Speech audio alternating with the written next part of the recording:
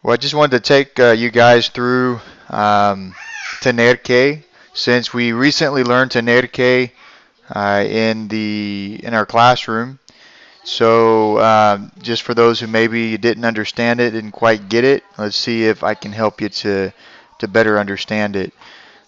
So first off, we have to understand that tener means to have. Okay. Now there is a formula here that if you take tener plus k,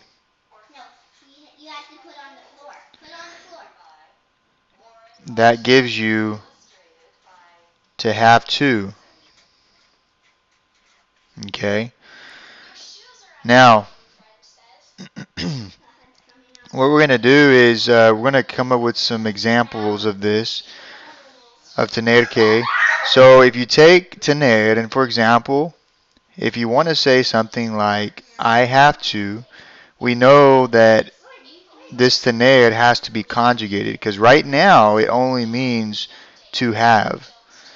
Okay, when you see it like this. So if I want to say I have, I could put the subject pronoun, which is the yo, and then tener changes to tengo. We know it's an irregular verb. Okay. Um, so that's I have right now. But now you want I have to. So remember the formula says to make it I have to, you have to add a K. So now it means I have to. So it doesn't matter, if you want to say you have to, well, you always change this verb tener to something else, depending on what you're talking about.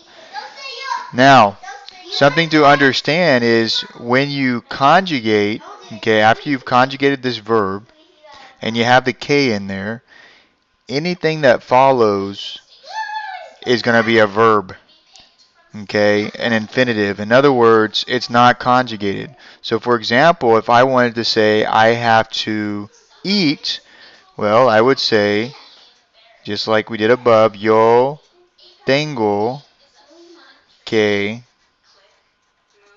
and then you put the verb in to eat. And if you remember, it's comer. Okay? Say you wanted to say she has to understand. Okay, well, we know that this verb tener is to have. We need to change this to she has to. So we know the subject pronoun is ella. We know that this is a stem changing verb. So the we'll put it over here. The E is going to change to an IE. Okay, when we change that. So ella, E to IE. There's the IE. Tiene que. And now, because we have this tiene que, the next thing that follows is going to be the verb or the infinitive. And in this case, it's to understand. So you're going to put it in there just like this. And there you go. She has to understand. So there you have the verb. It's not conjugated. Okay?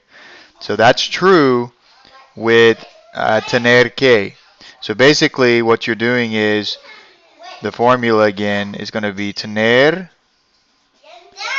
plus the K plus plus some type of verb. Okay, which means that the verb is not a verb is not conjugated. So keep that in mind. Hopefully this helps out to understand tener que a little bit better.